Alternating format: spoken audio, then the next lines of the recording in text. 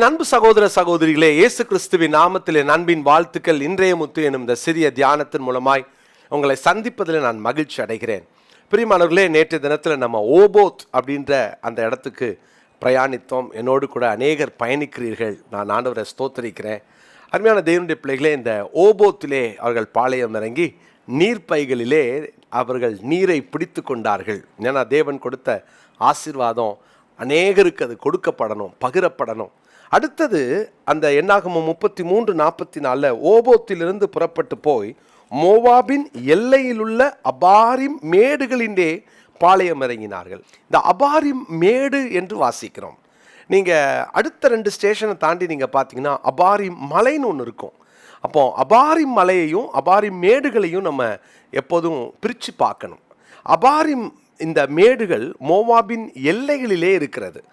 இது மோவாபுக்குள்ளே இப்போ நுழைஞ்சிட்டாங்க. இந்த மோவாபினுடைய எல்லைகளுக்குள்ளே இதுக்கப்புறம் நிறைய சேலஞ்சஸை சந்திக்க போகிறாங்க. அதில் வருகிற ஒரு மேடு தான் இந்த அபாரிம் மேடு. அபாரிம் மேடுனா ரீஜன்ஸ் பியாண்ட் என்ற ஒரு ஆங்கில வார்த்தை பயன்படுத்தப்படுகிறது. அதாவது அப்பால் உள்ள பகுதிகள். அதாவது இன்னொரு வார்த்தை, இன்னொரு டிரான்ஸ்லேஷனை ஹீப்ரூலேருந்து நம்ம பார்த்து கற்றுக்கொள்ளலாம். மறுபுறம் உள்ளவை, மறுபுறம் உள்ளவை, those on the other side என்று வாசிக்கிறோம். மறுபுறம் உள்ளவை, அடுத்த பக்கம் ஏதோ ஒன்று இருக்குது பாருங்கள். இந்த அபாரி மேடுகளுக்கு ஏறும்போது ஆண்டவர் ஒரு காரியத்தை நமக்கு அறிவுறுத்துகிறார். அடுத்த பக்கம் உள்ளவைகளின் மேல் நமக்கு தெளிவும் கவனமும் இருக்க வேண்டும். நீங்கள் அபாரி மேடுகளை ஏறின உடனே அபாரி மேட்டில் செட்டில் ஆகிடாதீங்க. நீங்கள் திங்க் பியாண்ட் திஸ் ரீஜன். இந்த இடத்தை தாண்டி உள்ள இடத்தை குறித்த எண்ணங்கள் உங்களுக்கு வர வேண்டும். தேவனுடைய பிள்ளைகளே, நம்ம எல்லாருக்குள்ளேயும் அந்த எண்ணம் வரணும். நம்ம எல்லாருமே இன்னைக்கு அபாரி மேடில் ஏறி இருக்கோம். எல்லாரும் அபாரி மேடுக்கு வந்துட்டோம். எப்போ வேணாலும் அடுத்த கரைக்கு நாம் செல்ல வேண்டியது இருக்கலாம். எப்போ வேணாலும் அக்கறைக்கு செல்ல வேண்டும். நம்ம அக்கறையை குறித்த கவனம், அக்கறையை குறித்த தெளிவு ஒவ்வொரு நாளும் நமக்கு இருக்க வேண்டும். சில நேரம் சிலர் மரணத்தை குறித்து பேசினா, ஐயோ ஏன் மரணத்தை குறித்து பேசுகிறீங்க, இது ஒரு நல்ல சகுனம் இல்லை அப்படின்னு சொல்லுவாங்க. ஆனால் அப்படி அல்ல. அப்போஸ்தலனாகிய பவுல் தன்னுடைய நிருபங்களில் எல்லாம் அவர் எழுதுகிறார், நான் இந்த தேகத்தை விட்டு பிரிய ஆசைப்படுறேன்றார். ஒரு எக்கால சத்தம் வரும் அப்படின்றார். நான் இப்பொழுதே நான் பானபலியாக வார்க்கப்பட்டு போகிறேன். இப்படிலாம் சொல்கிறதுக்கு ரீசன் என்னென்னா, he was thinking beyond. அந்த ஒரு எண்ணம் நம்ம எல்லாருக்குள்ளேயும் வரணும். அந்த அக்கறைக்கு நாம் செல்ல வேண்டுமே. இக்கரையிலே வாழ்கிற ஒரு வாழ்வு அது அநித்தியமானது. நீங்கள் அபாரி மேட்டில் எவ்வளோ நேரம் இருக்க போகிறீங்க? கானானுக்கு போகணுமே. அப்போது அபாரி மேட்டுக்கு ஏறும்போதே கர்த்தர் கானானை குறித்ததான ஒரு வெளிப்பாட்டையும் கானானை குறித்ததான ஒரு வெளிச்சத்தையும் அங்கே அபாரி மேடுகளிலே கர்த்தர் அவர்களுக்கு கொடுக்கிறார். அருமையான கர்த்தருடைய பிள்ளைகளே, நமக்கும் மறுபுறம் உள்ள வாழ்வை குறித்ததான தரிசனம் இருக்க வேண்டும். 3 காரியத்தை உங்களுக்கு நான் சொல்ல விரும்புகிறேன். முதலாவதாக பிலிப்பியருக்கு எழுதின நிருபம் 3ஆம் அதிகாரம் 20வது வசனம். பிலிப்பியருக்கு எழுதின நிருபம் 3ஆம் அதிகாரம் 20ஆம் வசனம். நம்முடைய குடியிருப்போ பரலோகத்தில் இருக்கிறது, அங்கே இருந்து கர்த்தராய் இருக்கிற இயேசு கிறிஸ்து என்னும் இரட்சகர் வர எதிர்பார்த்து கொண்டிருக்கிறோம். கர்த்தராய் இருக்கிற இயேசு கிறிஸ்து என்னும் இரட்சகர் வர, இரட்சகராய் தான் வந்தார், என்னை ரட்சித்தார். ரட்சிக்கப்பட்டு காத்திருக்கிறவர்களுக்கு இரட்சகராக இயேசு வரப்போகிறார். ஏன் தெரியுமா? இந்த அபாரி மேடுகளிலிருந்து தாண்டி என்னை ஆண்டவர் கானானுக்குள்ளாய், நித்திய வாழ்வுக்குள்ளாய் என்னை கொண்டு செல்ல போகிறார். அதனால தான் அப்போஸ்தலனாகிய பவுல் சொல்லுகிறார், கர்த்தராகிய இயேசு கிறிஸ்து எனும் இரட்சகர் வர எதிர்பார்த்து கொண்டிருக்கிறோம். ஏன்னா நம்முடைய குடியிருப்போ அபாரி மேடுகளில் அல்ல. நம்முடைய குடியிருப்பு கொஞ்சம் தண்ணி கிடைச்சதுனால ஓபோத்தில் இருக்க முடியுமா? இருக்க முடியாது. அப்போ ஆண்டவர் என்னை அக்கறைக்கு கொண்டு செல்ல விரும்புகிறார். அதனால தான் திங்க் பியாண்ட் என்று சொன்னேன். நீங்கள் அதை தாண்டி சிந்தியுங்கள். இந்த அபாரி மேடுகளை தாண்டி நீங்கள் சிந்திக்க அழைக்கப்படுகின்றீர்கள். அருமையான கர்த்தருடைய பிள்ளைகளே, முதலாவது எதிர்பார்ப்போடு பயணிப்போம். அதான் இவர் சொல்றாரு, எதிர்பார்த்து கொண்டிருக்கிறோம். என்ன எதிர்பார்ப்பு? எப்போ வேணாலும் அவர் வருவார், என்னை அக்கறைக்கு கொண்டு செல்வார். எப்போ வேணாலும் என் நேசர் வருவார், என்னை அக்கறைக்கு கொண்டு செல்வார். எதிர்பார்ப்போடு கூட பயணிப்போம். இரண்டாவதாக எபிரேயருக்கு எழுதின நிருபம் 11ஆம் அதிகாரம் 9, 10 வசனத்தை நான் வாசிக்கிறேன். எபிரேயர் 11, 9, 10 வசனங்கள். விசுவாசத்தினாலே அவன் வாக்குத்தத்தம் பண்ணப்பட்ட தேசத்திலே பரதேசியை போல சஞ்சரித்து அந்த வாக்குத்தத்தத்திற்கு உடன் சுதந்திரராகிய ஈசாக்கோடும் யாக்கோபோடும் கூடாரங்களிலே குடியிருந்தான். ஏனெனில் தேவன் தாமே கட்டி உண்டாக்கின அஸ்திபாரங்கள் உள்ள நகரத்துக்கு அவன் காத்திருந்தான். 2வது வாசிக்கிறோம். இந்த ஆபிராமும் அவன் மகனாகிய ஈசாக்கும், இந்த ஆபிரகாம் ஈசாக்குடைய வாழ்க்கையை குறித்து ரொம்ப அழகா எபிரேயர் நாக்கியன் சொல்றாரு. விசுவாசத்தினாலே அவர் காத்திருக்கிறார். எதுக்காக தெரியுமா? எப்படி காத்திருந்தாராம் பாருங்களேன். அவர் கூடாரங்களிலே வாசம் பண்ணினார். ஏன்னா தேவன் தாமே கட்டி உண்டாக்கின அஸ்திபாரமுள்ள நகரத்துக்காக இங்க அவர் இங்க நான் ஒரு பெரிய பில்டிங் கட்டிட்டு இங்க நான் செட்டில் ஆகணும் அப்படின்னு நினைக்காம தேவன் கட்டி கொண்டிருக்கிற அந்த இடத்துக்கு போவதற்காக இங்கே டென்ட்ல வாசம் பண்ணாராம். பாருங்க, இவங்கெல்லாம் கூடாரங்கள்ல வாசம் பண்றாங்க. எதுக்கு தெரியுமா? தங்களை ஆயத்தப்படுத்தி கொண்டார்கள்.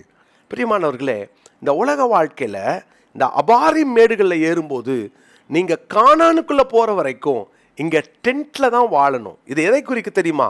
ஆயத்தத்தோடு பயணியுங்கள். ஒவ்வொரு நாளும் ஆயத்தப்படுங்க. டென்ட்டை பார்க்கும் போதெல்லாம் என்ன ஞாபகம் வரும் தெரியுமா? இந்த டென்ட் எனக்கு டெம்பரவரி தான். ஏன்னா பெர்மனன்ட் எது தெரியுமா? அவர் கட்டி கொண்டிருக்கிற வீடு. அவர் கட்டி கொண்டிருக்கிற வீடு. கானான்ல தான் நான் வீடு கட்டுவேன், அபாரி மேட்டில் நான் டென்ட் தான் போடுவேன். அதனால தான் ஆபிரகாமுக்கும் ஈசாக்குக்கும் இந்த தரிசனம் இருந்தது. இதுதான் ஆயத்தம், இதுதான் ஆயத்தம். இவங்க இன்வெஸ்ட்மெண்ட் எல்லாம் இங்கே போடாம அந்த உலகத்துக்காக, அந்த தேசத்துக்காக, வரப்போகிற காரியத்துக்காக அவங்க இன்வெஸ்ட் பண்ணிட்டு இருக்கிறாங்க. ஸோ அவங்களுடைய இன்வெஸ்ட்மெண்ட்டை பார்த்தீங்கன்னா பூமிக்குரிய இன்வெஸ்ட்மெண்ட்டை குறைச்சிட்டாங்க. இது எதை குறிக்கிறது தெரியுமா? ஆயத்தம். அருமையான தேவனுடைய பிள்ளைகளை, இந்த லெந்து நாட்களில் எவ்வளவு ஆயத்தப்பட்டிருக்கோம். யோசிச்சு பாருங்க, எவ்வளோ நாள் வாழ போகிறோம்? யார் முதல்ல ஆண்டவர் அழைப்பார், யார் முதல்ல போவாங்க தெரியாது. ஆனால் இன்று ஒருவேளை ஆண்டவர் வா, அந்த நித்திய கானானுக்கு உன்னை கூட்டிகிட்டு போகிறேன்னு நம்மளை யாரையாவது சொன்னால் எத்தனை பேர் நம்ம ஆயத்தமாக இருக்கிறோம்? ஆண்டவரே இதோ நான் வரேன், எத்தனை பேர் ஆயத்தமாக இருக்கிறோம்? அருமையான தேவனுடைய பிள்ளைகளே, அபாரி மேடு நிரந்தரம் அல்ல. அது நமக்கு கூடாரம் அமைக்கிற இடம்தான். இது நம்ம தங்குவதற்கான இடம் அல்ல. எனவே தேவன் தாமே கட்டி உண்டாயிருக்கிற அந்த அஸ்திபாரம் உள்ள நகரத்துக்காக ஆயத்தப்படுவோம். முதலாவது சொன்னேன், எதிர்பார்ப்போடு பயணிப்போம். 2வது ஆயத்தத்தோடு பயணிப்போம். 3வதாக எபிரேயர் 11ஆம் அதிகாரத்தின் 25ஆம் வசனம், அநித்தியமான பாவ சந்தோஷங்களை அனுபவிப்பதை பார்க்கிலும் தேவனுடைய ஜனங்களோட துன்பத்தை அனுபவிப்பதை தெரிந்து கொண்டு இனி வரும் பலன் மேல் நோக்கமாயிருந்து. அவங்க எதை யோசிக்கிறார் பாருங்களேன். இன்னைக்கு இருக்கிற இந்த செல்வம் இல்ல, இந்த பாவ அந்த சிற்றின்பங்கள், இதையெல்லாம் அவர் அனுபவிக்காம, மோசே அதை அனுபவிக்காம இனி வரும் பலன் மேல். இன்னைக்கு என்ன தெரியுமா? கிடைக்கிறத அனுபவிப்போம் தானே வாழ்றாங்க உலகத்துல. இன்னைக்கு உலகம் என்ன செய்யுது? இருக்கிறத காற்றுள்ளது போது தூற்றிக்கொள்னு சொல்லி கிடைக்கிறதெல்லாம் இன்னைக்கு அள்ளிக்கலாம், கிடைக்கிறத அனுபவிக்கலாம், அனுபவி அப்படின்னு சொல்லுது. ஆனால் மோசே இதை நான் அனுபவிக்க மாட்டேன். ஏன்னா he was thinking beyond. அதை யோசிக்கிறாரு. எனக்கு கானானுக்கு போகணும், கானானுக்குரியதுக்காக இங்கே நான் தியாகம் பண்ண ஆயத்தமா இருக்கிறேன். யோசித்து பாருங்களேன், என்ன தியாகம் பண்ணியிருக்கிறோம்? நம்ம என்ன தியாகம் பண்ணியிருக்கிறோம்? எனக்காக அஸ்திபாரமுள்ள ஒரு நகரத்தை கட்டிட்டு இருக்கிறாரே, அந்த மகிமையான ஸ்தலத்துக்காக நான் இங்கே அபாரி மேடுகளிலே என்ன தியாகம் செய்கிறோம்? எதிர்பார்ப்போடு பயணிப்போம், ஆயத்தத்தோடு பயணிப்போம். 3வது தியாகத்தோடு பயணிப்போம். அந்த தியாகத்தின் வரலாறு எபிரேயர் 11ஆம் அதிகாரத்தின் 35 - 38 வசனங்களை வாசித்து பாருங்களேன். ஸ்திரீகள் சாக கொடுத்த தங்களுடைய உயிரோடு எழுந்திருக்க பெற்றார்கள். வேறு சிலர் மேன்மையான உயிர்த்தெழுதலை அடையும்படி, அது அவங்க அங்க திங்க் பண்றாங்க, மேன்மையான உயிர்த்தெழுதலை அடையும்படி விடுதலை பெற சம்மதியாமல் தங்களை பாருங்களேன் வாதிக்கப்பட்டார்கள். நிந்தைகளையும் அடிகளையும் கட்டுகளையும் காவலையும் அனுபவித்தார்கள். ஏன்? பரவாயில்லப்பா, நான் இதெல்லாம் அனுபவிக்கிறேன். நிந்தை பரவாயில்ல, அடி பரவாயில்ல, அனுபவிக்கிறேன். ஏன்? இந்த உலகம் எனக்கு நிரந்தரம் இல்லை, அபாரி மேடு எனக்கு நிரந்தரம் இல்லை, இதெல்லாம் என் லைஃப்பில் வரட்டும். இன்னைக்கு உலகத்துக்காகவும் இந்த உலகத்தில் பார்க்கிற சொத்துக்களுக்காக தான் இன்னைக்கு அடிச்சுக்கிட்டு இருக்காங்க. அதை தாண்டி யோசித்து பாருங்களேன், எத்தனை ஒரு மகிமையான இடம் நமக்கு காத்திருக்கிறது. அவங்க பாருங்க, கல்லறி உண்டார்கள், வாழ் அறுப்புண்டார்கள், பரீட்சை பார்க்கப்பட்டார்கள், பட்டயத்தாலே வெட்டப்பட்டு மரித்தார்கள், செம்மறியாட்டு தோள்களையும் வெள்ளாட்டு தோள்களையும் போர்த்து கொண்டு திரிந்து குறைவையும் உபத்திரவத்தையும் துன்பம் அனுபவித்தார்கள். இந்த உலகம் அவர்களுக்கு பாத்திரமாய் இருக்கவில்லை. இதுதான் தியாகம். ஒவ்வொரு நாளும் மறுக்கரையை குறித்த தெளிவும் அறிவும் நமக்கு வேணும். அபாரிமேட்டில் இருக்கும்போதே கானானை குறித்த தெளிவு இருக்கணும். பிரதர், நான் பரலோகத்துக்கு போவேன்னு சொல்றதல்ல, அதற்காக எதிர்பார்ப்போடு பயணிப்போம், ஆயத்தத்தோடு பயணிப்போம், மூன்றாவது தியாகத்தோடு பயணிப்போம். கானானுக்கு கொண்டு செல்ல தேவன் நம்மை அழைக்கிறார், ஆயத்தப்படுத்துகிறார். நாம் அர்ப்பணிப்போம். ஜெபிக்கலாமா? நல்ல தகப்பனே, இந்த நாளுக்காக நமக்கு நன்றி செலுத்துகிறோம். நாங்கள் கானானுக்காக அபாரி மேடுகளை தாண்டி இருக்கிற ஆண்டவரே அந்த ஒரு மறு வாழ்க்கைக்காக இங்கேயே ஆயத்தப்படவும், எதிர்பார்க்கவும், தியாகம் செய்யவும் இன்றைக்கு எங்களுக்கு கற்றுக் கொடுத்தீர். நன்றி செலுத்துகிறோம். எங்களை தாழ்த்தி உமது கரங்களில் ஒப்புக் கொடுக்கிறோம். தொடர்ந்து நாங்கள் ஒவ்வொரு நாளும் நித்திய வாழ்வுக்காக எங்களை ஆயத்தப்படுத்திக் கொள்ள எங்களை அர்ப்பணிக்கிறோம். இயேசுவின் மூலமாய் ஜெபிக்கிறோம் நல்ல பிதாவே, ஆமென். பிரியமானவர்களே, இந்த நாளுக்குரிய மனப்பாட வசனத்தை குறித்துக் கொள்ளுங்கள்.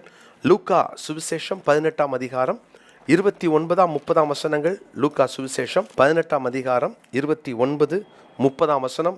அதற்கு அவர், தேவனுடைய ராஜ்யத்து நிமித்தம் வீட்டையாவது, பெற்றோரையாவது, சகோதரரையாவது, மனைவியையாவது, பிள்ளையாவது விட்டுவிட்ட எவனும் இம்மையிலே அதிகமானவைகளையும் மறுமையிலே நித்திய ஜீவனையும் அடையாமற் போவதில்லை என்று மெய்யாகவே உங்களுக்கு சொல்லுகிறேன் என்றார். God bless you.